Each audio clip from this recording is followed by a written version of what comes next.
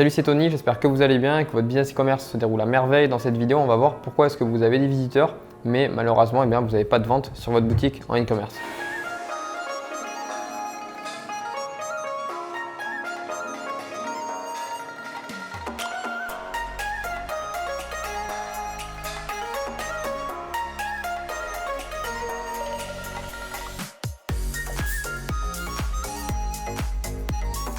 Sur différentes boutiques en e-commerce, on peut voir donc qu'il y a des personnes qui ont des visites, des ajouts au panier, mais pas de vente. Voilà, qu'il y a tout le temps ce blocage par rapport à ça.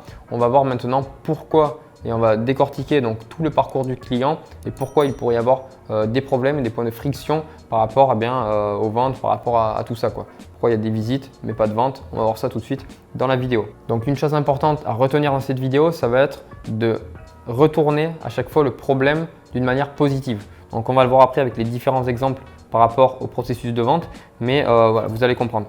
Donc il existe beaucoup de raisons pour lesquelles il se peut que vous n'ayez pas de vente. On va les voir tout de suite. Donc la première chose, c'est de comprendre le tunnel de vente. Comment est-ce qu'il se décompose? Comment fonctionne le processus de vente quand une personne vient sur notre site et achète, etc. Ça, il faut bien le comprendre.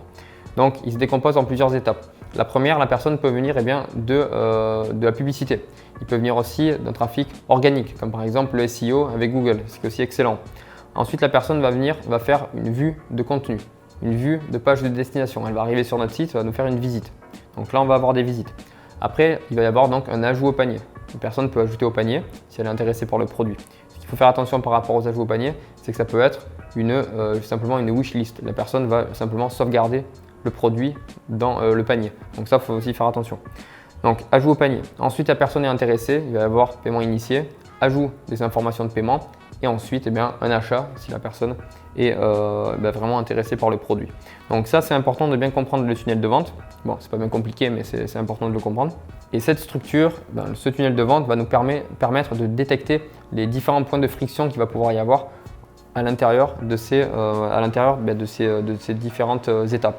La première chose et le premier problème qu'il peut y avoir, ça peut être qu'il n'y a aucune visite, donc il n'y a pas de visite. À ce moment-là, ça ne sert à rien d'aller chercher plus loin, tout se passe avant. Donc tout se passe dans tout ce qui va être publicité, l'offre marketing, la vidéo publicitaire, tout ça, vraiment dans le copywriting publicitaire, c'est ici que ça va se passer et c'est là qu'il y a un problème. Donc comment on fait? Tout à l'heure, je vous ai parlé de la réflexion inversée. Donc là, super, pas de visite sur notre site, donc il n'y a aucune visite sur notre site. Toc. Question négative, pas de visite sur notre site. Maintenant, réponse positive. Question positive, comment est-ce qu'on va faire pour qu'il y ait plus de visites sur notre site, pour envoyer des personnes sur notre site? On va apporter maintenant des réponses positives. Donc une réponse positive, c'est par exemple, on avait une mauvaise audience, on va essayer de cibler une bonne audience, une audience qui est adaptée à notre produit, une audience qui va plus correspondre à notre produit. Donc après, il y a plein de techniques par rapport à ça. Il faut déjà connaître et essayer de trouver son avatar client, c'est-à-dire son client type. J'ai fait une vidéo à ce sujet qui est sur YouTube, vous pourrez aller la voir. Après, une autre réponse positive, ça peut être cibler donc les bonnes personnes, donc le bon avatar client. Après, créer les bonnes vidéos publicitaires. Après, une autre réponse positive, créer le bon copywriting publicitaire. Une autre réponse positive, ça peut être créer les bons axes et angles marketing. Donc, trouver les bons axes et angles marketing qui vont correspondre à l'audience ciblée. Donc là, on a déjà quatre réponses positives à en gros cette question négative qui est à la base pas de visite sur le site. Donc voilà. Et après, si on arrive à mettre en place ces différentes actions au sein de ces 4 petites réponses positives, on pourra trouver petit à petit quel est le problème qu'il y a sur notre site et pourquoi on n'a pas de visite. Donc voilà, déjà ça j'espère que vous avez compris, mais c'est important de retourner la question, une question négative, on la retourne en question positive et après on va mettre en place ces étapes petit à petit. Donc faites-le sur papier, faites-le sur un Google Doc ou quoi. Et voilà, faites-le vraiment à la main, au début comme à l'école. Et après, vous le ferez dans la tête, mais faites-le au début à la main. Et après, vous mettez donc les différentes choses, les différentes actions que vous allez mettre en place pour répondre à ces différentes questions. Donc ça, c'est important. Ensuite, donc voilà pour le point numéro 1. Il n'y a pas de visite sur le site. Donc comment faire? On va faire ces différentes choses. On passe maintenant au point numéro 2.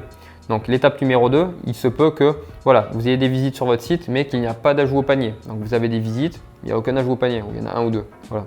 Donc là, comment est-ce qu'on va faire? Exactement le même process. On va retourner la question à l'envers eh bien, on n'a pas de visite sur notre site, on a des visites sur notre site, mais il n'y a pas d'ajout au panier. La première réponse positive, ça pourrait être ici que vous avez plus de stock sur votre produit. Donc, faire attention dans votre backend Shopify ou WooCommerce ou PrestaShop, ce que vous utilisez, et voir si vous avez dans le backend du stock. Après, deuxième réponse positive, ça pourrait être d'améliorer la confiance de votre site. Voilà, les personnes n'ont pas confiance en votre site, du coup, ils viennent dessus, ils font une visite, ils n'aiment pas le produit, ils n'ont pas confiance et ils s'en vont, terminé. Il ne faut pas d'ajout au panier, rien du tout. Donc ça, il faut faire attention. Ne mettez pas d'image d'AliExpress avec des motifs en chinois dessus, tout ça. Il faut faire attention. Il faut faire vraiment attention. Moi, ce que je vous invite à faire, c'est, je le dis dans beaucoup de vidéos, c'est d'avoir des visuels uniques, des visuels produits uniques et des visuels publicitaires uniques qui donnent envie, avec vraiment des choses très professionnelles qui donnent envie, qui n'ont pas une connotation dropshipping, qui font vraiment marque. Ça, c'est très important. Donc, première chose ici, c'est d'avoir des images de bonne qualité, d'avoir de très bonne qualité. Ne pas avoir des descriptions qui soient bâclées sur votre fiche produit. Après, faire attention au timer qu'il va y avoir, au compteur. Faire attention à tout ça, pas avoir des choses fake. Vraiment mettre des timers sur des événements donnés. Par exemple, quand c'est des vrais soldes, faire attention à tout ça. Les gens ne sont pas bêtes et il ne faut pas les duper de cette manière, surtout que c'est une chose qui est interdite de mettre un compteur en permanence. Tout ça, il faut faire très attention par rapport aux lois. Donc voilà. Ensuite, une troisième réponse positive pour éviter que les personnes viennent sur le site mais qu'il n'y ait même pas d'ajout au panier, ça serait que peut-être le site il n'est pas assez rapide. Donc au niveau de la vitesse de votre site, il est trop lent. Donc les personnes viennent, le chargement se fait trop long.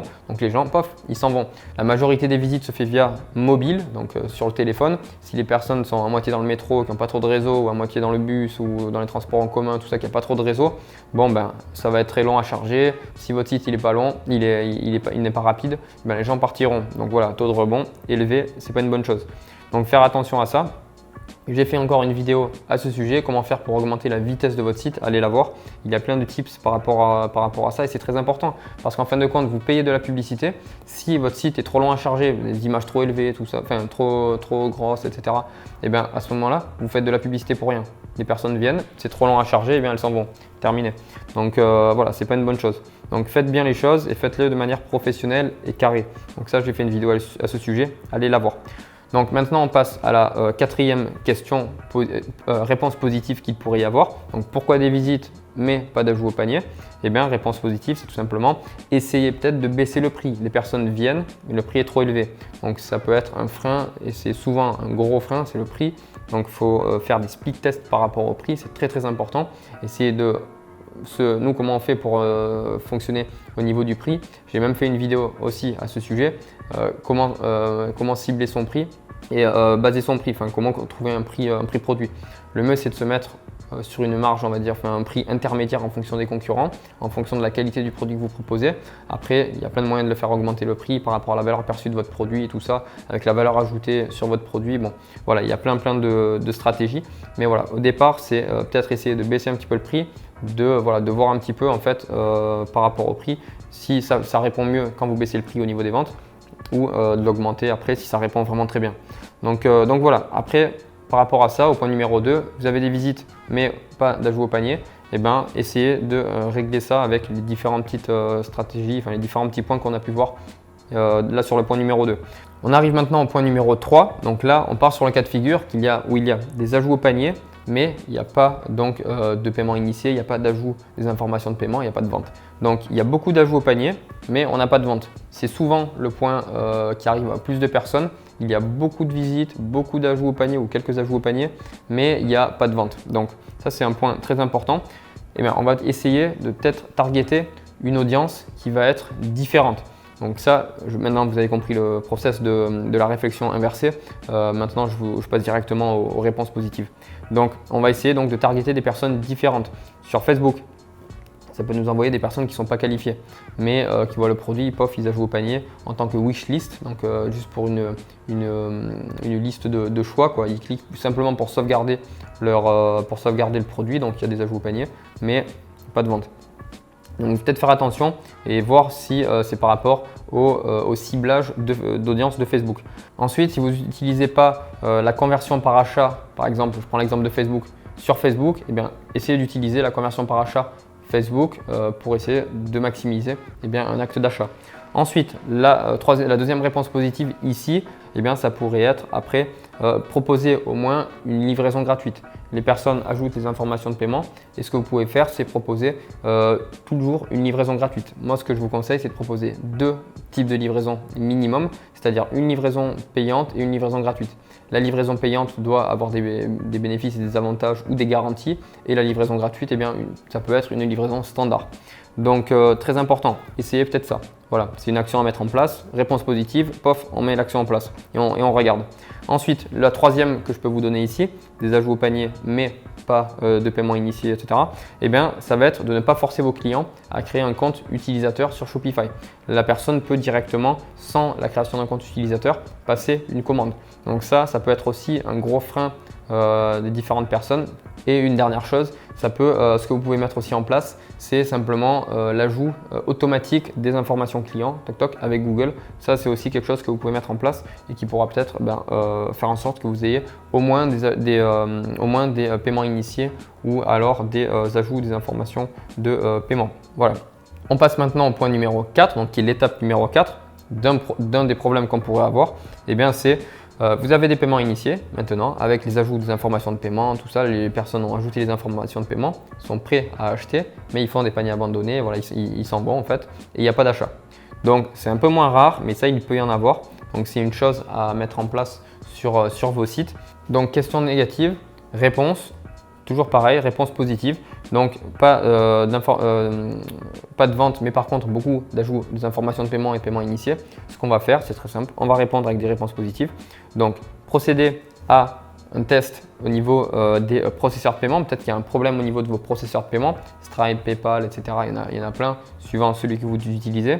Ensuite, ce que vous pouvez essayer aussi, c'est augmenter les possibilités de paiement. Si vous utilisez que PayPal, essayez d'utiliser Stripe, PayPal et minimum, donc c'est minimum 2 processeurs de paiement parce que s'il y en a un qui bug, il y en aura toujours un autre et s'il y en a un qui plaît moins à une tranche de clients, plaira plus à une autre. Ce qu'il faut se dire, c'est qu'il y a différents pays, dans certains pays, les personnes passent plus par PayPal que par Stripe, d'autres passent plus par Stripe que PayPal.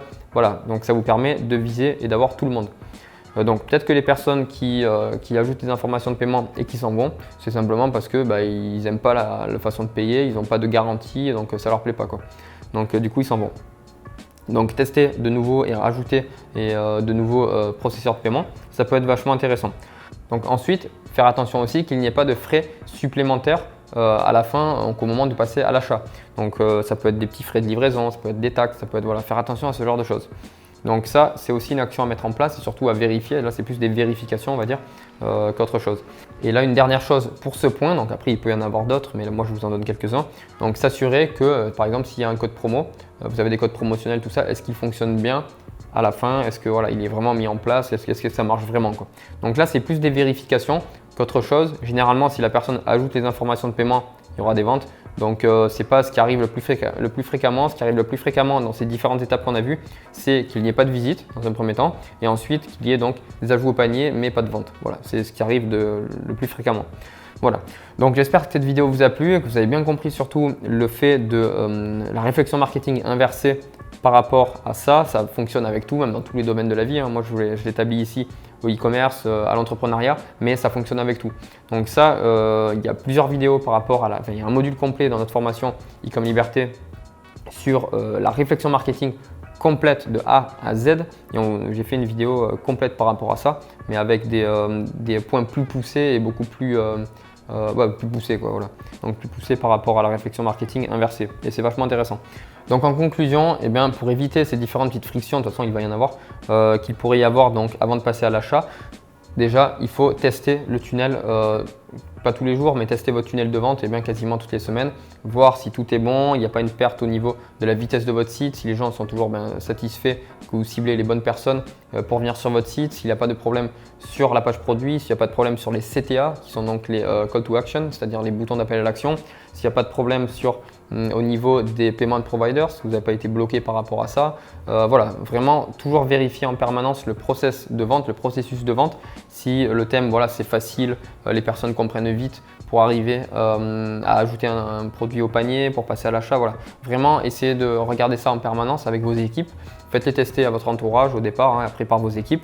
Et puis, et ensuite faire des tests AB, ce qui est très très important de faire des tests pour, par exemple, comme on a dit pour le prix, au niveau du prix, faire des tests, monter le prix, descendez-le un petit peu, regardez un peu comment réagit le marché, comment réagit vos visiteurs et vos clients. Et puis voilà, j'ai fini pour cette vidéo. J'espère que vous avez bien compris, j'espère aussi qu'elle vous a plu parce qu'elle est très importante. Et puis mettez-moi un j'aime, abonnez-vous à la chaîne. Dans la description, vous pouvez télécharger une formation 100% gratuite qui vous permet de passer de 0 à plusieurs centaines de milliers d'euros par mois grâce à une marque en e-commerce. Voilà, c'était Tony, je vous dis à très bientôt. Ciao, ciao.